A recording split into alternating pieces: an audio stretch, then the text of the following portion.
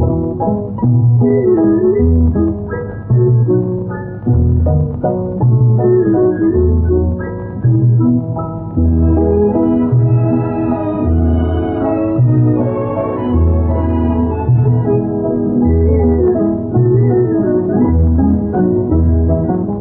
जाए दुनिया न बदलेंगे हम तुम्हारी कसम।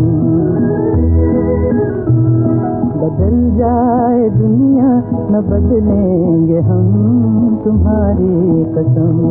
तुम्हारे हैं जब तक के दम में है दम तुम्हारी कसम।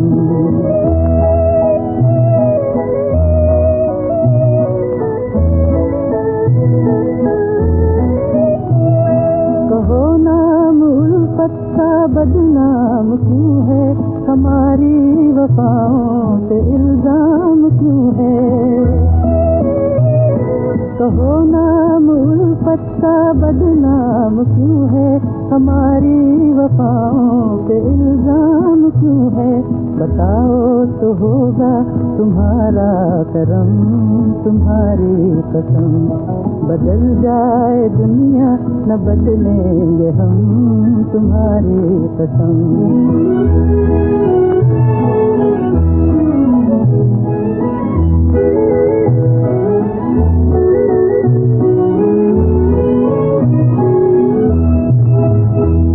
ये माना है मुश्किल मोहब्बत की राहें, अगर डाल दी तुमने बाहों में बाहें। ये माना है मुश्किल मोहब्बत की राहें, अगर डाल दी तुमने बाहों में बाहें। खुशी से कहेंगे तुम्हारे सितम तुम्हारी कसम। बदल जाए दुनिया न बदलेंगे हम तुम्हारी कसम।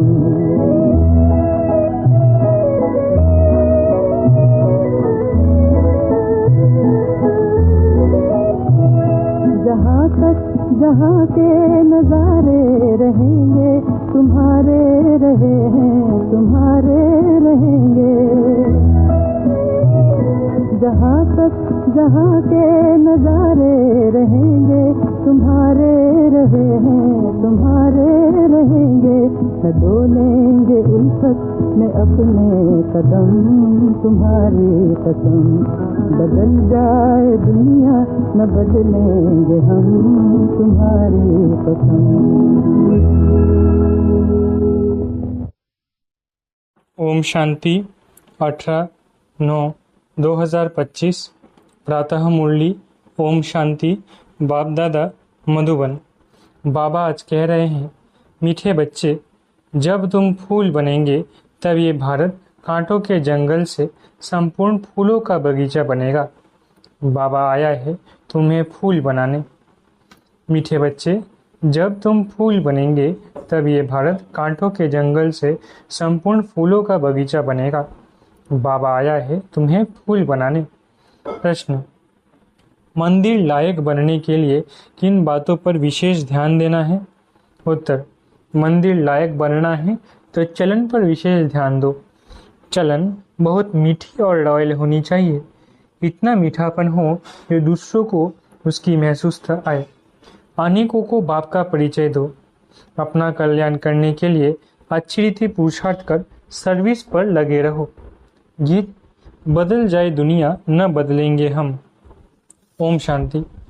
रूहानी बच्चे जानते हैं कि बाप ब्रह्मा द्वारा समझा रहे हैं। ब्रह्मा के रथ द्वारा ही समझाते रहते हैं।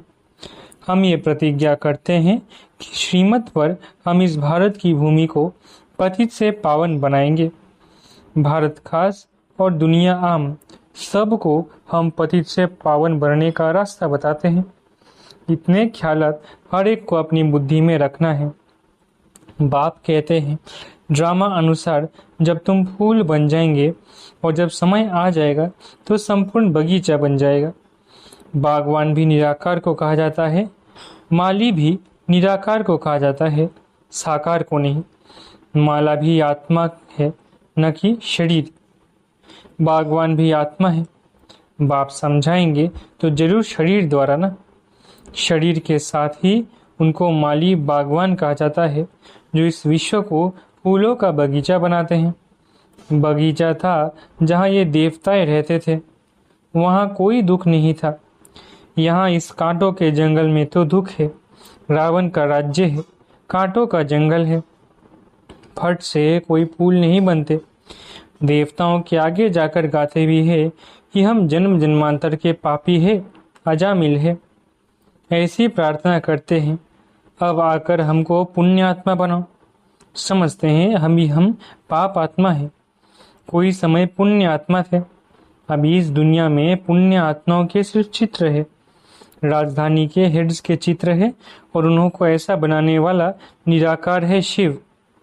उनका चित्र है बस, और कोई चित्र है नहीं। इसमें भी शिव का तो बड़ा लिंग बना देते हैं।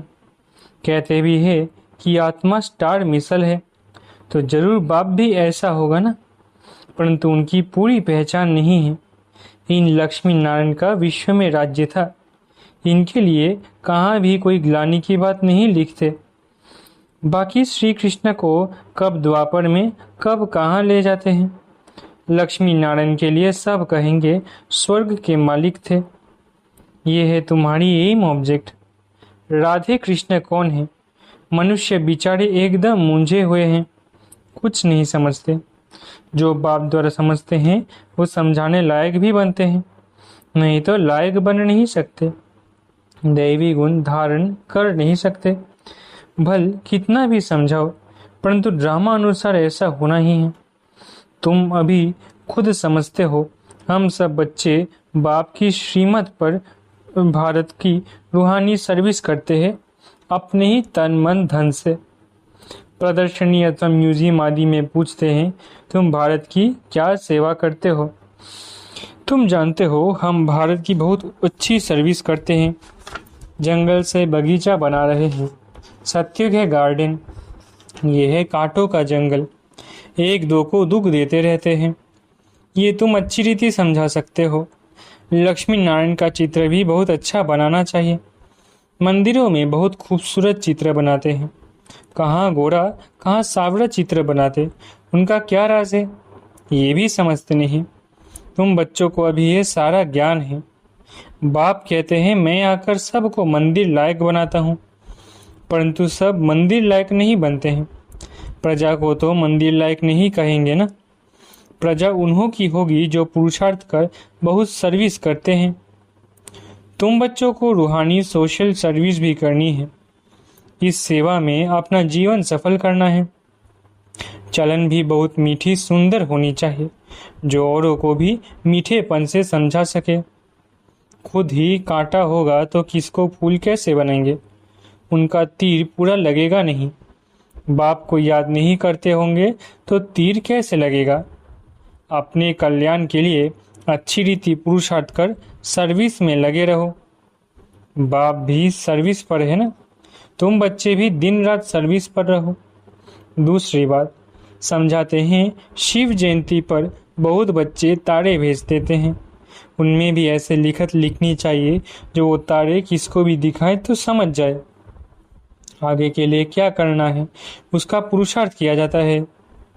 सेमिनार भी इसलिए करते हैं कि क्या क्या सर्विस करे जो बहुतों को बाप का परिचय मिले।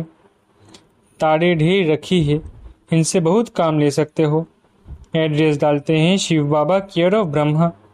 प्रजापिता ब्रह्मा भी है, वो रूहानी पिता, वो जिस्मानी पिता। उनसे जिस्मानी रचना रची जाती है। बाप है मनुष्य सृष्टि का रचता। कैसे रचना रचते हैं ये दुनिया भर में कोई नहीं जानते हैं। बाप ब्रह्मा द्वारा अब नई रचना रच रहे हैं। ब्राह्मण है चोटी, पहले पहले ब्राह्मण जरूर चाहिए। विराट रूप की यह है चोटी। ब्राह्मण देवता क्षत्रिय वैश्य शूद्र, पहले शूद्र तो नहीं हो सकता। बाप ब्रह्मा द्वारा ब्राह्मण रचते हैं, शूद्र कैसे और किस द्वारा रचेंगे? तुम बच्चे जानते हो कैसे नई रचना रचते हैं। यह एडॉप्शन है बाप की। कल्प कल्प बाप आकर शूद्र से ब्राह्मण बनाते हैं, फिर ब्राह्मण से देवता बनाते हैं। ब्राह्मणों की सर्विस बहुत ऊंची है। वो ब्राह्मण लोग खुद ही पवित्र नहीं हैं तो दूसरों को पवित्र कैसे बनाएंगे। कोई भी ब्राह्मण सन्यासी को कभी राखी नहीं बांधेंगे। वो कहेंगे हम तो है ही पवित्र, तुम अपना मुंह देखो।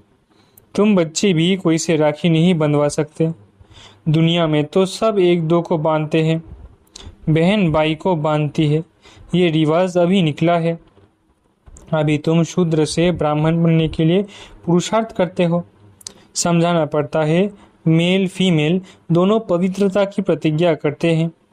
दोनों बता सकते हैं कि हम कैसे बाप की श्रीमत से पवित्र रहते हैं। अंत तक इस काम विकार पर जीत रहे तो पवित्र जगत का मालिक बनेंगे। पवित्र दुनिया सत्य को कहा जाता है, सो अब स्थापन हो रही है। तुम सब पवित्र हो। विकार में गिरने वाले को राखी बांध सकते हो। प्रतिज्ञा कर और फिर पतित बने तो कहेंगे तुम राखी बंधवाने आए थे, फिर क्या हुआ? कहेंगे माया से हार खा लिया। यह है युद्ध का मैदान। विकार बड़ा दुश्मन है। इन पर जीत पाने से ही जगत जीत अर्थात राजा रानी बनना है। प्रजा को जगत जीत नहीं कहेंगे। मेहनत तो राजा रानी करते हैं ना। कहते भी है हम तो लक्ष्मी नारायण बनेंगे। लक्ष्मी नारायण के बाद उनके तख्त पर जीत उनके बच्चे की होती है। वो लक्ष्मी नारायण फिर दूसरे जन्म में नीचे चले जाएंगे। भिन्न नाम रूप से बच्चे को गद्दी मिलती है तो ऊंच नंबर गिना जाएगा। पुनर्जन्म तो लेते हैं ना। बच्चा तख्त पर बैठेगा तो वो सेकंड ग्रेड हो जाएगा। ऊपर वाला नीचे, नीचे वाला ऊपर आ जाएगा। तो अब बच्चों को ऐसा ऊंच बनना है तो सर्विस में लग जाना चाहिए। पवित्र होना भी बहुत जरूरी है। बाप कहते हैं मैं पवित्र दुनिया बनाता हूँ। अच्छा पुरुषार्थ थोड़े करते हैं। पवित्र तो सारी दुनिया बनती जाती है। तुम्हारे लिए स्वर्ग की स्थापना करते हैं। ये ड्रामा अनुसार होना ही है। ये खेल बना हुआ है। तुम पवित्र बन जाते हो फिर विनाश शुरू हो जाता है।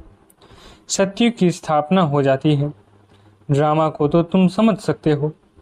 सतयुग में था देवताओं का राज्य, अभी नहीं है, फिर होना है। तुम हो रूहानी मिलिट्री। तुम 5 विकारों पर जीत पाने से जगत जीत बनने वाले हो। जन्म जन्मांतर के पाप कटने लिए बाबा युक्तियां बताते हैं। बाप एक ही बार आकर युक्ति बताते हैं। जब तक राजधानी स्थापन ना हो जाए तब तक विनाश नहीं होगा। तुम बहुत गुप्त वॉरियर्स हो। सतयुग होना ही है कलयुग के बाद। फिर सतयुग में कभी लड़ाई होती नहीं। तुम बच्चे जानते हो सब आत्माएं जो भी पार्ट बजाती है वो सब नूंधा हुआ है। जैसे कठपुतलियां होती है ना, ऐसे नाचती रहती है। ये भी ड्रामा है। हर एक का इस ड्रामा में पार्ट है। पार्ट बजाते बजाते तुम तमो प्रधान बने हो। फिर अब ऊपर जाते हो, सतो प्रधान बनते हो। नॉलेज तो सेकंड की है। सतो प्रधान बनते हैं, फिर गिरते गिरते तमो प्रधान बनते हैं। फिर बाप ऊपर ले जाते हैं। वास्तव में वो मछलियां तार में लटकती है। इस तार में मनुष्यों को डालना चाहिए। ऐसे उतरती कला फिर चढ़ती कला होती है। तुम भी ऐसे चढ़ते हो फिर उतरते उतरते नीचे आ जाते हो। 5000 वर्ष लगते हैं ऊपर जाकर फिर उतरने में। ये 84 का चक्र तुम्हारी बुद्धि में है। उतरती कला और चढ़ती कला का राज बाप ने ही समझाया है। तुम्हारे में भी नंबर वार जानते हैं और फिर पुरुषार्थ करते हैं। जो बाप को याद करते हैं वो जल्दी ऊपर जाते हैं। ये प्रवृत्ति मार्ग है। जैसे जोड़ी को दौड़ाते हैं तो जोड़ी का एक एक पांव बांधते हैं फिर दौड़ते हैं। ये भी तुम्हारी दौड़ी है ना। कोई की प्रैक्टिस नहीं होती है तो गिर पड़ते हैं। इसमें भी ऐसे होता है। एक आगे बढ़ता है तो दूसरा रोक लेता है। कहाँ दोनों गिर पड़ते हैं। बाबा वंडर खाते हैं। बूढ़ों को भी काम की आग लगती है तो वो भी गिर पड़ते हैं। ऐसे थोड़ी ही उसने गिराया। गिरना ना गिरना अपने हाथ में है। कोई धक्का थोड़ी ही देते हैं। हम गिरे क्यों? कुछ भी हो जाए हम गिरेंगे नहीं। गिरे तो खाना खराब, जोर से चमाट लगती है, फिर पछताते भी है। हड्डी हड्डी टूट जाती है, बहुत चोट लगती है। बाबा भिन्न भिन्न प्रकार से समझाते रहते हैं। ये भी समझाया शिव जयंती पर तारे ऐसी आनी चाहिए जो मनुष्य पढ़ने से समझ जाए। विचार सागर मंथन करने के लिए बाबा टाइम देते हैं। कोई देखे तो वंडर खाए कि इतनी चिट्ठियाँ आती है, सब लिखते हैं बाप दादा। तुम समझा भी सकते हो कि शिव बाबा को बाप, ब्रह्मा को दादा कहते हैं। एक को कभी कोई बाप दादा कहते हैं क्या? ये तो वंडरफुल बात है। इसमें सच्चा ज्ञान है, परंतु याद में रहे तब किसको तीर भी लगे। घड़ी घड़ी देह अभिमान में आ जाते हैं। बाप कहते हैं आत्म अभिमानी बनो। आत्मा ही शरीर धारण कर पाठ बजाती है। कोई मरता है तो भी ख्याल नहीं। आत्मा में जो पाठ की नूंद है उसको हम साक्षी हो देखते हैं। उनको एक शरीर छोड़ दूसरा ले पाठ बजाना है। इसमें हम कर ही क्या सकते हैं? ये ज्ञान भी तुम्हारी बुद्धि में है, वो भी नंबरवार। कईयों की बुद्धि में तो ठहरता ही नहीं, इसलिए किसको समझा नहीं सकते। आत्मा बिल्कुल ही गर्म तवा, तमो प्रधान पतित है। उन पर ज्ञान अमृत डाला जाता है तो ठहरता नहीं। जिसने बहुत भक्ति की है उनको ही तीर लगेगा, झट धारणा होगी। हिसाब ही वंडरफुल है। पहले नंबर में पावन, वही फिर पतित बनते हैं। ये भी कितनी समझने की बातें होती है। कोई की तकदीर में नहीं है तो पढ़ाई को छोड़ देते हैं। अगर छोटेपन से ही नॉलेज में लग जाएं तो धारणा होती जाएगी। समझेंगी इसने बहुत भक्ति की हुई है। बहुत होशियार हो जाए, क्योंकि ऑर्गन्स बड़े होने से फिर समझ भी जाती आती है। जिस्मानी रूहानी दोनों तरफ अटेंशन देने से फिर वो असर निकल जाता है। ये है ईश्वरीय पढ़ाई। फर्क है ना? परंतु जब वो लगन भी लगे ना। अच्छा, मीठे मीठे सिकिलधे बच्चों प्रति माता पिता बाप दादा का याद प्यारा गुड मॉर्निंग। रूहानी बाप की रूहानी बच्चों को नमस्ते। हम रूहानी बच्चों की रूहानी माता पिता बाप दादा को याद प्यार, गुड मॉर्निंग और नमस्ते। धारणा के लिए मुख्य सार। पहला, रूहानी मिलिट्री बन 5 विकारों पर जीत पानी है। पवित्र जरूर बनना है। श्रीमत पर भारत को पावन बनाने की सेवा करनी है। दूसरा, इस बेहद नाटक में हर पार्ट आत्माभिमानी होकर बजाना है। कभी भी देह अभिमान में नहीं आना है। साक्षी होकर हर एक एक्टर का पार्ट देखना है। वरदान, सदा खुशी व मौज की स्थिति में रहने वाले कंबाइंड स्वरूप के अनुभवी भव। वरदान, सदा खुशी व मौज की स्थिति में रहने वाले कंबाइंड स्वरूप के अनुभवी भव। बाप दादा बच्चों को सदा कहते हैं, बच्चे बाप को हाथ में हाथ देकर चलो, अकेले नहीं चलो। अकेले चलने से कभी बोर हो जाएंगे, कभी किसकी नज़र भी पड़ जाएगी। बाप के साथ कंबाइंड हूँ, इस स्वरूप का अनुभव करते रहो तो कभी भी माया की नज़र नहीं पड़ेगी और साथ का अनुभव होने के कारण खुशी से मौज से खाते चलते मौज मनाते रहेंगे। धोखा व दुख देने वाले संबंधों में फंसने से भी बच जाएंगे। स्लोगन, योग रूपी कवच पहन कर रखो तो माया रूपी दुश्मन का वार नहीं लगेगा। स्लोगन, योग रूपी कवच पहनकर रखो तो माया रूपी दुश्मन का वार नहीं लगेगा। अव्यक्त इशारे, अब लगन की अग्नि को प्रज्वलित कर योग को ज्वाला रूप बनाओ। जैसे दुखी आत्माओं के मन में ये आवाज शुरू हुआ है कि अब विनाश हो, वैसे ही आप विश्व कल्याणकारी आत्माओं के मन में ये संकल्प उत्पन्न हो कि अब जल्दी ही सर्व का कल्याण हो, तभी समाप्ति होगी। विनाशकारियों को कल्याणकारी आत्माओं के संकल्प का इशारा चाहिए।